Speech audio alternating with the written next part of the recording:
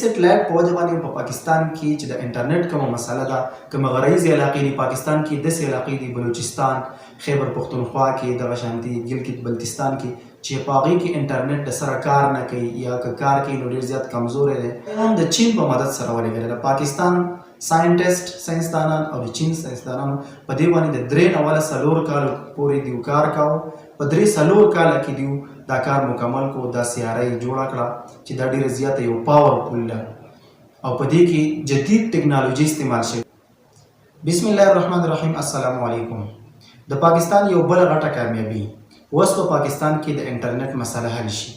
پاکستان یو بل غټه کامیابي حاصل کړه. په یو میاشت کې د 2مه غټه کامیابي شوه. اولنۍ کامیابي دا و په 3 مئی باندې پاکستان سپوږمۍ ته خپل سیټلایټ ولېږو IQ قمر، کوم چې هلته ورسېدو په کامیابۍ سره د هغه ځای نه تصویران هم د هغې راله. نو دا د پاکستان یوه غټه کامیابي وه د چین په مدد سره. اوس پاکستان بیا د چین په مدد سره یو بل سیټلایټ بره ولېږو. د دې سیټلایټ په وجه باندې به د پاکستان په ګوټ ګوټ کې د انټرنیټ مسله حل شي او د پاکستان په ګوټ ګوټ کې به انټرنیټ کار کوي.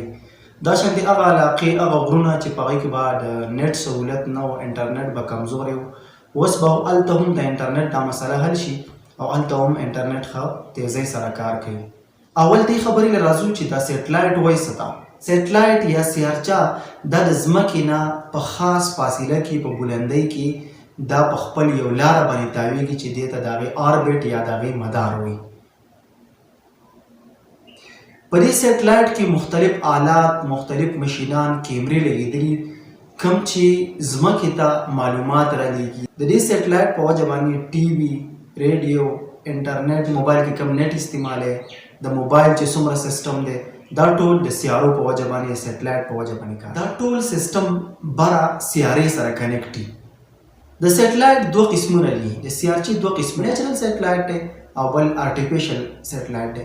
نیچرل سیټلایټ چې کوم قدرتي لکه سپوږمۍ دا د ځمکې نه غیر چاپېره تاویږي، نو سپوږمۍ مون دا د ځمکې سیټلایټ دی خو دا نیچرل قدرتي سیټلایټ دی. بل آرټیفیشل سیټلایټ دی، مصنوعي سیارچه.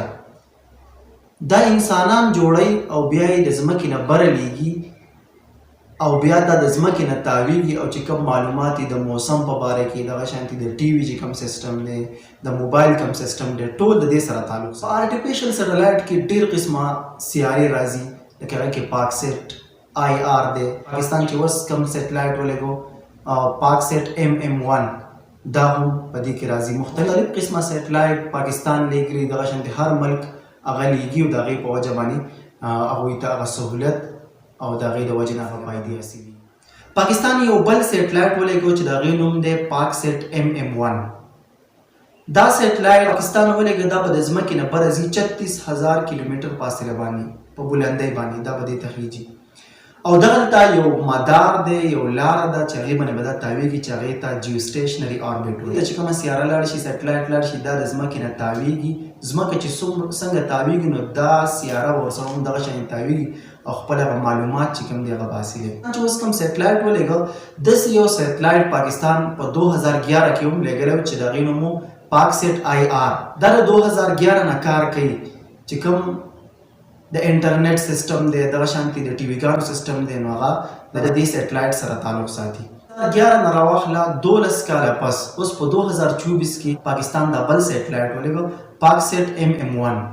دا ځان سره یاد ساتله چې د ځمکې او د سپوږمۍ په منځ کې فاصله ده 3,84,400 کیلومتر. پاکستان چې اوس دا کوم سیټلایټ ولېږو دا به 36,000 کیلومتر فاصلې پورې ځي. نو د سپوږمۍ فاصله ډېره زیاته ده. سپوږمۍ ته چې ته کله سیټلایټ لېږې نو په هغې باندې خرچه ډېره زیاته راځي، په هغې باندې ریسورسز ډېر زیات استعمالېږي. نو هغه لېږل سپوږمۍ ته سیټلایټ لېږل دا ګران کاري. نو هغه د پاکستان یو غټه کامیابي وه او داسې یو سیټلایټ خو پاکستان مخکې هم لېږلی په 2011 کې چې د نن ورځې پورې هغه کار کوي.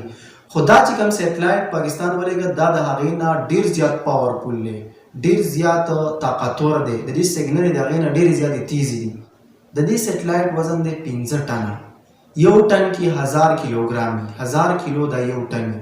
نو 15 ټنه دا سیاره ده چې دا ډېره زیاتې یو هیوي یو درنه سیاره ده چې دا پاکستان ولېږله او دا یې هم د چین په مدد سره ولېږله. د پاکستان ساينسدانان او د چین ساينسدانانو په دې باندې د 3 نه ولا 4 کال پورې دیو کار کاوه په 3 کال کې دیو دا کار مکمل کو دا سیاره جوړه کړه چې دا ډیره زیاته یو پاورفل ده او په دې کې جدید ټکنالوژي استعمال شوې ده مخکې چې کومه سیاره و 2011 کې لګل و نو هغه کې دومره ټکنالوژي او دومره سیګنل دغه تیز نه و د دې سیګنل به ډیر زیات تیزي او د دې په وجه پاکستان کې ډیر زیاته د انټرنیټ چې کومه تیزي ده نو به نورم تیز شي انټرنیټ به نورم تیز شي دا چې د ټي وي کوم سیستم دی نور چې کوم د موبایل سیستم دی هغه دې په وجه باندې نورم تیز دا چې کوم سیټلایټ دی دا به 3 نه 4 ورځې پورې دا به خپل مدار ته ورسي خپل اغازي ته ورسي او دا بیا د اگست په میاشت کې دا کار شروع کوي باقاعده ته ای سیټلایټ په وجه باندې په پاکستان کې چې د انټرنیټ کومه مسله ده